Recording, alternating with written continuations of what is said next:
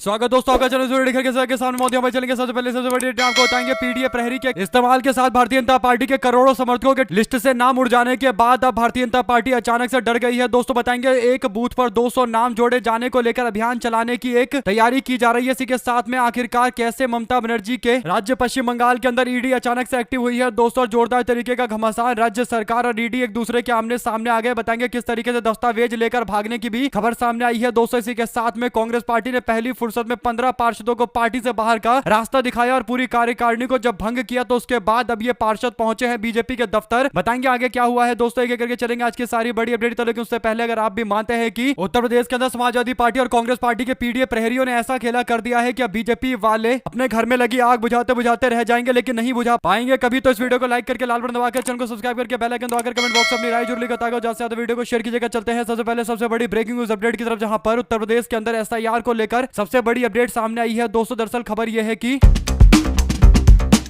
उत्तर प्रदेश के अंदर एसआईआर की लिस्ट सामने आने के बाद यानी 6 तारीख को ड्राफ्ट के लिस्ट के नाम सामने आने के बाद पता चला कि सबसे ज्यादा नाम अगर कहीं काटे गए हैं तो भारतीय जनता पार्टी को जहां पर सबसे ज्यादा समर्थन मिलता है उन क्षेत्र के अंदर लोगों के नाम बंपर तरीके से काटे गए हैं। चाहे वो लखनऊ हो या फिर कानपुर हो या फिर गाजियाबाद हो या फिर गौतम बुद्ध नगर हो, हर जगह पर दबा के वोट काटे गए हैं। और ये सारे वे क्षेत्र है जहां पर भारतीय जनता पार्टी का अमूमन दबदबा रहता है। पूरे प्रदेश भर के अंदर तकरीबन 18.7% लोगों के नाम काटे गए हैं और दावा किया गया है कि जो नाम गायब चल रहे थे उनके नाम हटाए गए हैं, जिनका पता नहीं मिला उनके नाम हटा दिए गए और त्रुटियों और स्थानांतरण से जुड़े हुए कई सारे मामले पर ये नाम हटाए गए हैं। लेकिन बीजेपी का गढ़ कहे जाने वाले लखनऊ, गाजियाबाद, प्रयागराज जैसे इलाकों के अंदर सबसे ज्यादा नाम काटे जाने को लेकर भारतीय जनता पार्टी आला कमान ने आनंद फानन में बैठक बुलाई है। दोस्तों इसके पीछे सबसे बड़ा कारण यह है कि अखिलेश यादव को बिहार के चुनाव के बाद सही भनक लग गई थी कि एसआईआर को लेकर उत्तर प्रदेश के अंदर कुछ ना कुछ ऐसा गेम खेलने की कोशिश की जाएगी जिससे 2027 के चुनाव इनके लिए एक तरफा हो जाए। इसीलिए पीडीए प्रहरी नाम से संगठन के कई सारे नेताओं को मैदान में उतारा गया, चाहे विधायक हो या फिर टिकट को लेकर भविष्य की राजनीति करने वाले नेता हो, उन सबको काम पर लगाया गया पीडीए प्रहरी बनकर कि वो सुनिश्चित करे कि पीडीए समाज का कोई भी वोट ना कटे। और यही बड़ा कारण है कि अल्पसंख्यक समाज के सबसे बड़े जिले जिसमें पश्चिमी उत्तर प्रदेश का सहारनपुर है, शामली है और मुजफ्फरनगर है और वहीं पर पूर्वी उत्तर प्रदेश का आजमगढ़ है, वहां पर सबसे कम नाम कटे हैं। और कारण यह था कि अखिलेश यादव और कांग्रेस पार्टी के द्वारा एक्टिव किए गए पीडीए प्रहरी ने पीडीए के वोट काटने को लेकर पूरी तरीके से भारतीय जनता पार्टी की साजिश को फेल कर दिया। दोस्तों इसके बाद अब बीजेपी वाले अपने बूथ लेवल पर कार्यकर्ताओं को एक्टिव करके तकरीबन 3 करोड़ नए मतदाता जोड़ने को लेकर एक तैयारी कर रही है। दोस्तों यानी पीडीए प्रहरियों के द्वारा बीजेपी को दिए गए झटके के बाद अब भारतीय जनता पार्टी ने प्रदेश के अंदर एक मुहिम चलाने का फैसला लिया है। इस मुहिम का नाम रखा जा रहा है 200 वोट प्रति बूथ, यानी पूरे उत्तर प्रदेश के अंदर 1,77,000 के आसपास पोलिंग बूथ है। बीजेपी ने लक्ष्य रखा है कि हर बूथ के ऊपर 200 नए मतदाताओं के नाम बीजेपी वाले जुड़वाएंगे। इस तरह पार्टी करीब 3.5 करोड़ नए और वास्तविक मतदाताओं को यानी वोटर्स के नाम सूची में शामिल कराने को लेकर यानी बड़ी संख्या में दोस्तों लगभग 3.5 करोड़ जो अपने आप में बहुत बड़ा आंकड़ा होता है, इस और लक्ष्य बनाकर आगे बढ़ने का दावा कर रही है। भाजपा का दावा है कि दूसरे राज्यों से उत्तर प्रदेश में रह रहे लोगों के नाम भी ऐड करवाए जाएंगे। जो शहरों में नाम काटे गए हैं उनको वापस से जुड़वाने की कोशिश की जाएगी। पहली बार वोट देने वाले युवाओं और दस्तावेज में त्रुटि के कारण सूची से हटाए गए लिस्ट में नाम वापस से जुड़वाए जाएंगे। यह अभियान चलाया जा रहा है। कुल मिलाकर कांग्रेस पार्टी और अखिलेश यादव की पार्टी के द्वारा पीडीए प्रहरी बनाकर बीजेपी को जो झटका दिया गया, बीजेपी वाले उससे रिकवरी के लिए ये मुहिम चला रहे हैं। हालांकि कितनी सफल होगी ये मुहिम, ये सबसे बड़ा सवाल है, लेकिन पीडीए गठबंधन ने अपना काम तो कर डाला है। अगर आप भी मानते हैं कि उत्तर प्रदेश के अंदर कांग्रेस पार्टी और समाजवादी पार्टी का गठबंधन आज की स्थिति में इंडिया गठबंधन के लिए सबसे बड़े एक एग्जाम्पल के तौर पर काम कर रहा है और उससे देश भर के इंडिया गठबंधन के सहयोगियों को सीखना चाहिए, तो अपनी राय जरूर लिखकर बताएगा। चलते हैं एक और बड़ी खबर की तरफ दोस्तों, जिसमें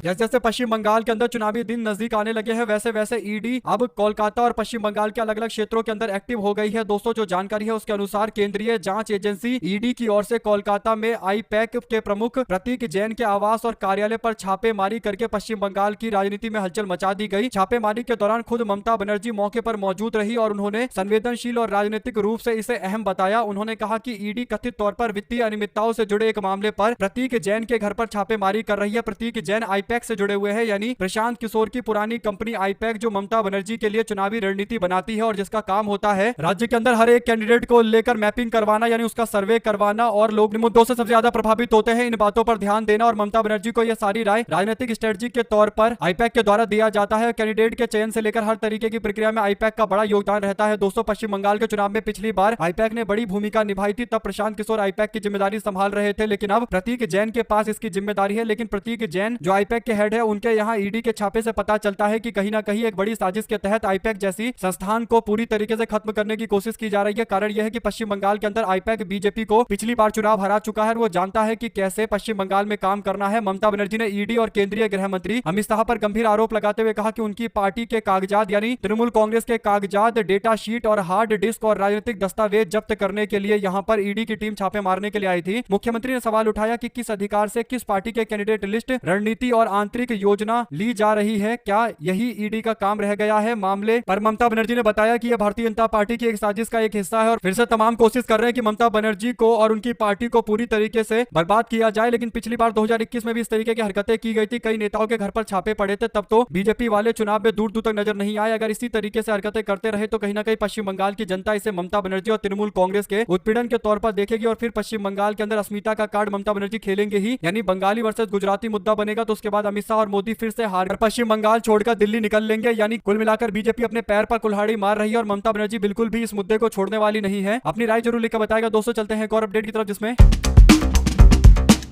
महाराष्ट्र के ठाणे जिले के अंतर्गत आने वाले अंबरनाथ नगर परिषद के अंदर भारतीय जनता पार्टी के साथ में कांग्रेस पार्टी के 12 पार्षदों ने हाथ मिला लिया। जैसे ही ये खबर पार्टी को मिली, पार्टी ने अपने ब्लॉक स्तर के पूरे कार्यकारिणी को ही भंग कर डाला, यानी सबका सस्पेंशन ऑर्डर जारी कर दिया गया। और जो 12 पार्षद थे जो समर्थन देकर आए थे बीजेपी को, उनको भी पहली फुर्सत से पार्टी से बाहर का रास्ता दिखाया गया, जिसके बाद ये सारे के सारे पार्षद जाकर अब भारतीय जनता पार्टी के नेताओं से मुलाकात करके बीजेपी में शामिल हो गए। बीजेपी के प्रदेश अध्यक्ष रविंद्र चव्हाण ने बुधवार को देर रात पार्टी कार्यालय में इसकी घोषणा की। कांग्रेस पार्टी ने साफ शब्दों में बोल दिया था कि जो भी बीजेपी और आरएसएस से मिला हुआ होगा उसके साथ ऐसा ही बर्ताव किया जाएगा। पार्टी उसे पहले फुर्सत में पार्टी से बाहर निकालेगी। यानी कांग्रेस पार्टी के वोटर ने इन सबको वोट देकर जिताया था, लेकिन इन लोगों ने कांग्रेस पार्टी की विचारधारा और कांग्रेस पार्टी के प्रति समर्पित मतदाताओं के साथ एक धोखा किया और इस धोखे का जवाब पूरी तरीके से जनता इनको आगे आने वाले दिनों के अंदर देगी। लेकिन अभी ये भारतीय जनता पार्टी में जाकर शामिल हो गए हैं, लेकिन कांग्रेस पार्टी ने भी सख्त कदम उठाए थे, इन सबको पहली फुर्सत में पार्टी से बाहर का रास्ता दिखाया था, जो एकदम करना चाहिए। अगर आप भी मानते हैं कि बात एकदम सही है और ऐसे लोगों को बिल्कुल भी पार्टी में रहने का दूर दूर तक कोई अधिकार नहीं है। बेशक कांग्रेस पार्टी के अब 0 पार्षद है, लेकिन गद्दारी करने वाले नेताओं से बेहतर है कि कोई भी ना रहे, क्योंकि विचारधारा के प्रति समर्पित कार्यकर्ता नहीं रहेंगे तो फिर पार्टी का कोई औचित्य ही नहीं बचेगा। साथ साथ दोस्तों, तेलंगाना की राजनीति में अब शब्दों की एक लहर सी चल रही है। राहुल गांधी और तेलंगाना के मुख्यमंत्री रेवंत रेड्डी को बीच चौराहे पर पीटने वाली बातें बोलने वाले केटीआर को अब कांग्रेस पार्टी के विधायक नाइनी राजेंद्र रेड्डी ने जवाब दिया है। नाइनी राजेंद्र रेड्डी ने कहा कि अगर वारंगल में मेरे क्षेत्र के अंदर केटी रामाराव आए यानी केटीआर आए तो उनको जूते से पीटा जाएगा। नाइनी रेड्डी ने कहा कि केटीआर सत्ता जाने की हताशा में मानसिक संतुलन पूरी तरीके से खो चुके हैं। वो राहुल गांधी और हमारे प्रदेश के मुख्यमंत्री रेवंत रेड्डी को लेकर उल जुलूल उल्टा सीधा बयान दे रहे हैं और लगातार दे रहे हैं। इन बयानों को हम कतई बर्दाश्त नहीं करेंगे और उनके द्वारा ये जो अपशब्द बोले जा रहे हैं तो हम भी ये सुनिश्चित करेंगे कि अगर वो वारंगल आए तो उनके साथ भी वही बर्ताव किया जाए जो वो राहुल गांधी और कांग्रेस पार्टी के मुख्यमंत्री के खिलाफ बोलने की कोशिश कर रहे हैं। आप लोग इस पर क्या प्रतिक्रिया देना चाहते हैं दोस्तों, लिखकर जरूर बताएगा। चलते हैं एक और अपडेट की तरफ, जिसमें